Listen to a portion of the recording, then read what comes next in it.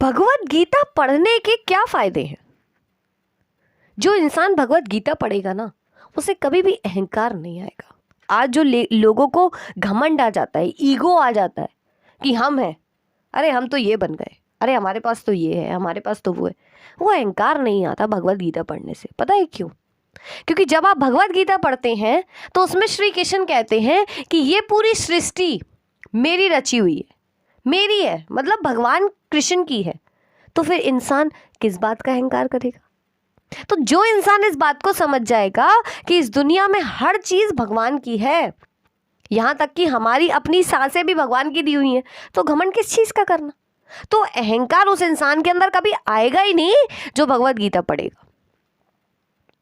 ये सबसे पहला और बहुत ही इंपॉर्टेंट बेनिफिट है भगवत गीता पढ़ने का। दूसरा, इंसान को कभी दुख नहीं होगा। पता है क्यों?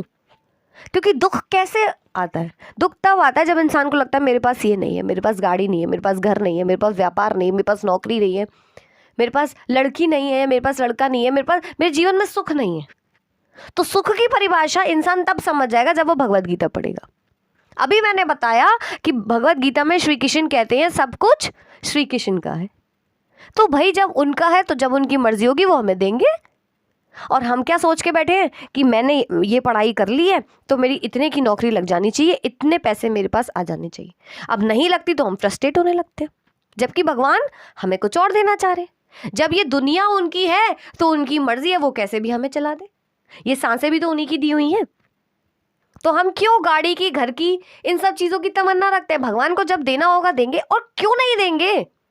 जब सब कुछ भगवान का ही है तो भगवान दे देंगे। हमें ये जो सांसें मिली है ना, ये जो बुद्धि मिली है, ये भी भगवान की वजह से मिली है। क्योंकि भगवान ने हमें इस दुनिया में अपने हिसाब से अपने टाइम पर भेजा है। हमारे हिसाब से हमने अपना बर्थडे डिसाइड नहीं किया।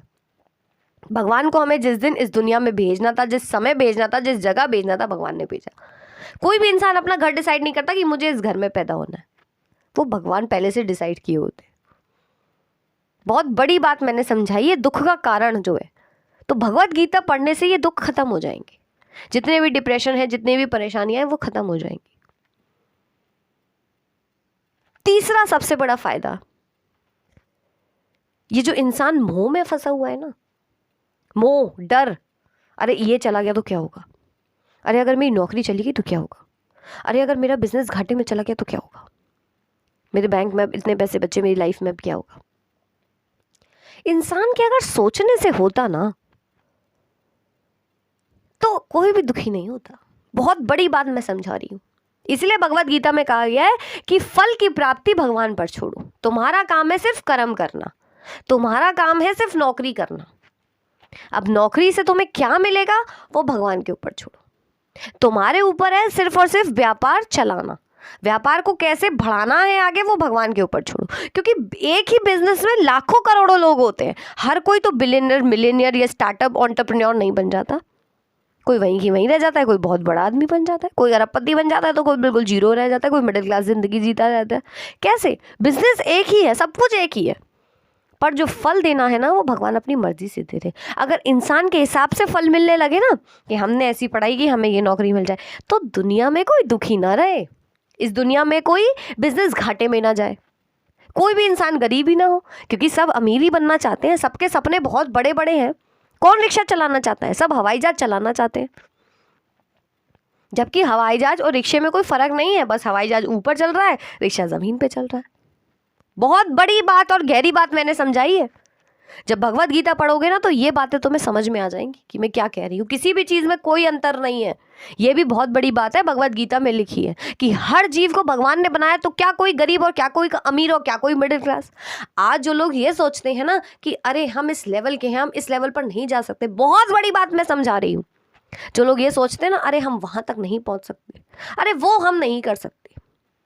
करने को तुम सब कर सकते हो, क्योंकि तुम्हें और जो बड़ा है तुमसे उसको भी भगवान ने ही बनाया है। कोई फर्क नहीं है। सक्सेसफुल इंसान में और असफल इंसान में कोई फर्क नहीं है। दोनों को भगवान ने बनाया है, बस दोनों का समय अलग अलग है, दोनों का भाग्य अलग अलग है। क्योंकि भगवान ने उनका अलग भाग्य लिखा है, भगवान ने उसका अलग भाग्य लिखा है। सूरज अलग है, चांद अलग है, सूरज दिन में आता है, चांद रात में आता है। बहुत बड़ी बात मैं समझा रही हूँ, समझने की कोशिश करना। तो आज जो लोग परेशानियों में है, डिप्रेशन में है, कोई भी परेशानी जो है लाइफ में, वो एक बार भगवत गीता पढ़े, मैं सही बता रही हूँ, उनकी लाइफ की सारी प्रॉब्लम खत्म हो जाएगी। प्रॉब्लम कोई रह ही नहीं जाएगी जिंदगी में। क्योंकि प्रॉब्लम क्या है? मेरे पास घर नहीं है, मेरे पास गाड़ी नहीं है, मेरे पास नौकरी नहीं है, मेरे पास व्यापार नहीं है, जिससे मैं प्यार करता था वो चली गई, या कोई बहुत इंपॉर्टेंट इंसान आपकी लाइफ से चला गया, किसी ने आपको धोखा दे दिया, कुछ भी है, यही सारे दुख हैं। तो जब आप भगवत गीता पढ़ोगे ना, तो आपको समझ में आ जाएगा कि कभी भी किसी से उम्मीद नहीं लगानी चाहिए। आज लोग कहते हैं कि हम अकेले हैं, हमारा साथ किसी ने नहीं दिया, तो कोई क्यों दे? जब तुम इस दुनिया में आए तो तुम अकेले आए, भगवान ने तुम्हें अकेले भेज। भगवान क्यों दुनिया में इंसान को अकेले भेजता है? क्योंकि इंसान को दुनिया में अकेले ही करना है जो करना है। लाइफ में जो जितने भी लोग सक्सेसफुल होते हैं ना, वो अकेले ही होते हैं, सबके साथ मिलकर नहीं होते हैं। जो अकेले चलता है ना, वही जीवन में बहुत आगे जाता है।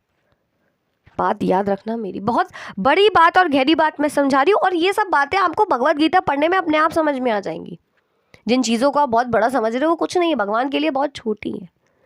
इसीलिए कहा जाता है भगवान पर भरोसा करो। तो भगवत गीता पढ़ोगे ना, तो भगवान पर भरोसा होने लगेगा, खुद से ज़्यादा भगवान पर भरोसा होगा। क्योंकि तुम हो कौन? तुम्हें बनाने वाले तो भगवान है, तो भगवान पर भरोसा करो ना, भगवान पर छोड़ो सब।